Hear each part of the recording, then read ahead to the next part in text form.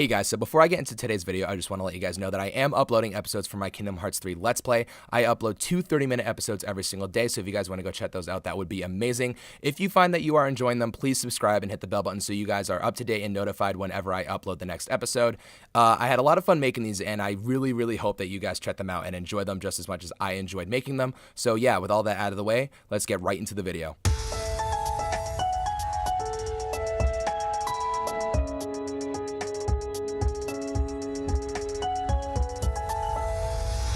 Hey guys, so just one more thing before I get started with today's video. I just want to say again that obviously I will be talking about the Kingdom Hearts 3 Epilogue. I will be going deep in talking about things that I enjoyed and things that I did not enjoy. So obviously massive spoilers ahead. If you guys do not want to get spoiled, I highly recommend that you click off the video, you finish the game for yourself, and then come back and listen to what I have to talk about. So yeah, if you guys are ready, then let's just jump right into it. What is going on, everybody, and welcome to the video. So as I said before, I am going to be discussing the epilogue of Kingdom Hearts 3. Today I'm going to be sitting down and talking about all the things that I really liked about the epilogue, as well as some of the things that I sort of had issues with. This is going to be done in a very similar format as to one of my previous videos where I talked about the ending of Kingdom Hearts 3. So this video is going to be about the epilogue, and then I will be making another video in the future talking about the secret ending, as well as just discussing the things that I liked and the things that I did not like about that. So yeah, I'm going to be talking about all the things in the epilogue that I did like and I did not like, and I will be starting off with things that I actually did like. So first and foremost, I have to say, in my personal opinion, the epilogue was one of the top 3 best parts of Kingdom Hearts 3 in my opinion. So obviously I'm going to have a lot of positive things to say. So needless to say, the epilogue was one of the most shocking, crazy twists in the entire franchise this far, in my opinion.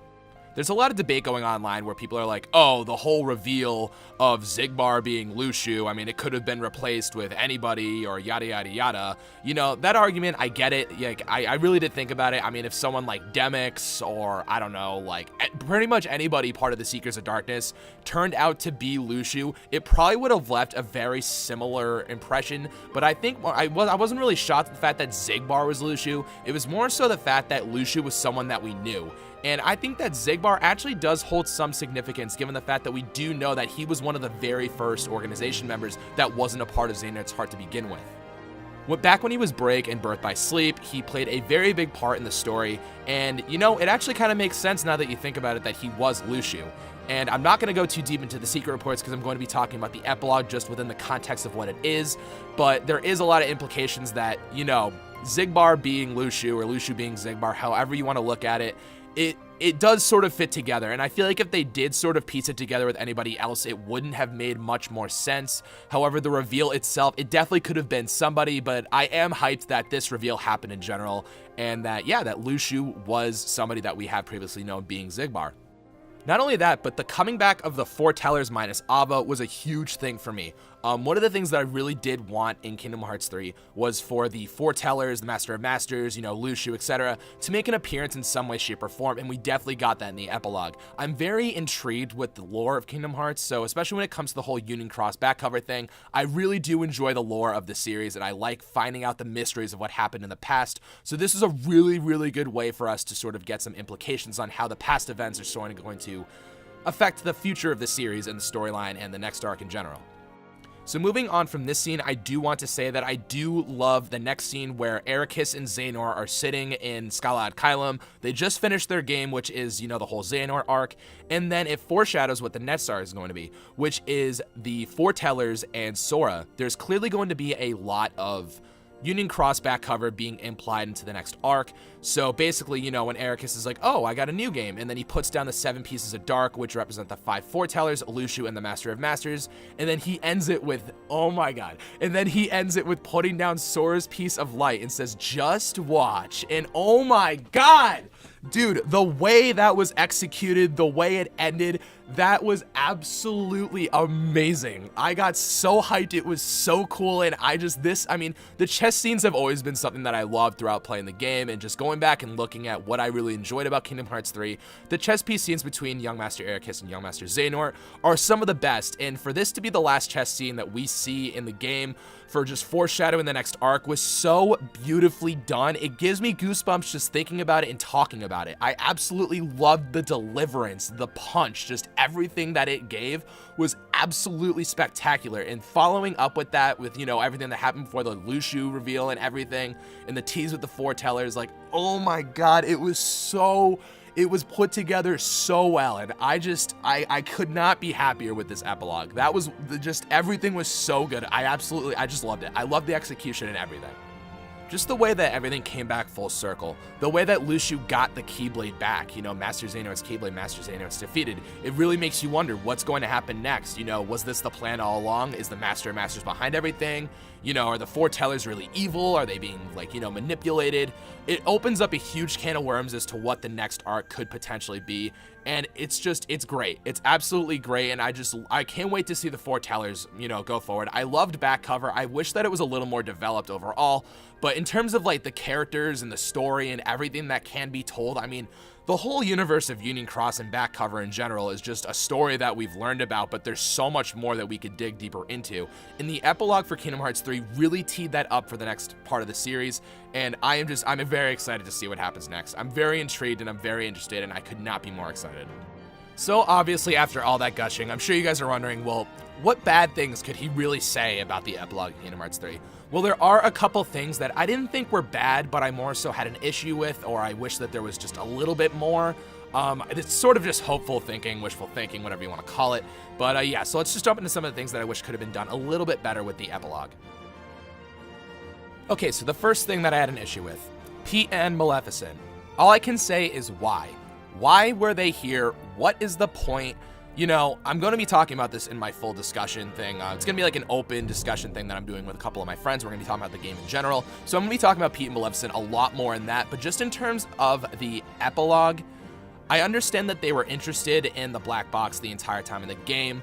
But to just kind of throw them in there like that was just a little weird, especially since they didn't do anything in Kingdom Hearts 3. So like, I have an issue with them just sort of being thrown in there, not interacting with them. I just don't understand the placement of Pete and Maleficent. Like, I get it, like I understand why they're there, but I just don't understand why it was just kind of thrown in there the way that it was. You know, obviously it's just sort of, oh, they were looking for the box and they found the box, Lushu has the box, and I guess it just kind of goes from there. But like, overall, Pete and Maleficent being there, it kind of just ruined the vibe for half a second, because I was really deep into it. I was really like, oh my god, the foretellers, oh my god, Lushu is Xigbar, oh my god. And then Pete and Maleficent, I'm like, oh yeah, the two characters that did absolutely nothing in the game. Thanks for reminding me of that.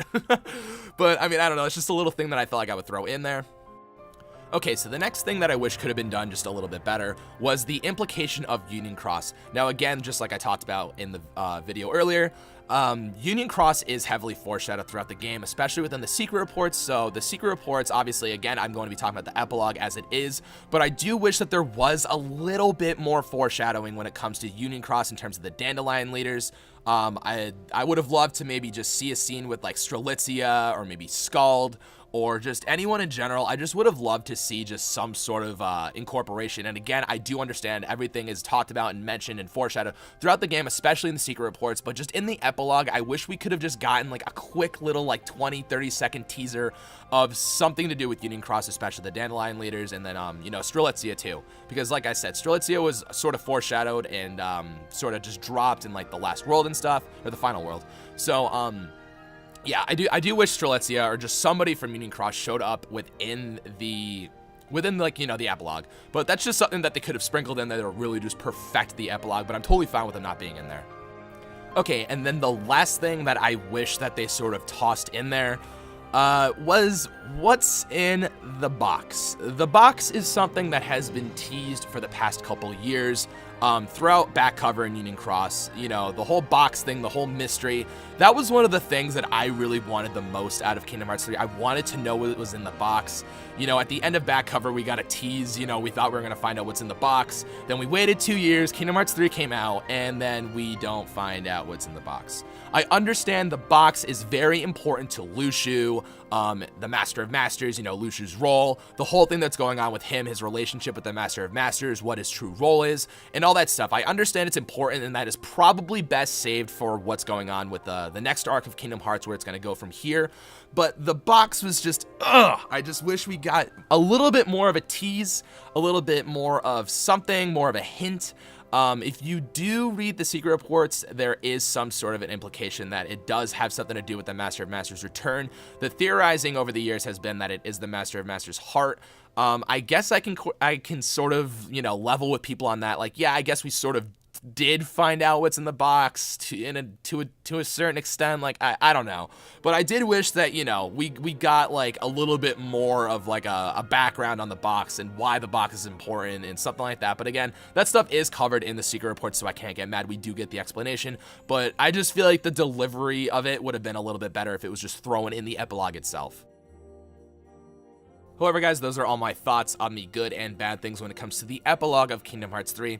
As I said before, and you guys have heard in the video, obviously I'm a huge fan of the epilogue. I absolutely loved it. I thought the execution and just the setup for the next arc and just everything it did was just absolutely perfect to a T. And although there are a couple things that I could have wished for a little bit more context on, or just for a couple more things to be thrown in there, I think what we got was probably one of the best secret, hidden, you know, epilogue type of things we've ever gotten in the entire Kingdom Hearts series. That's my opinion. I firmly believe it. So I have to give this epilogue a 9.5 out of 10. Like I said, I can't give it a perfect score because it did not give me absolutely everything that I wanted, but in terms of what we got, it was near perfect. I absolutely adored it, and this just gets me so excited for what is in store for the future of the Kingdom Hearts series.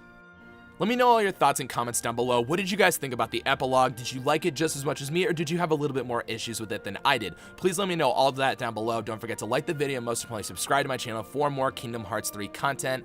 And yeah, until the next video, I will catch you all later. Bye-bye.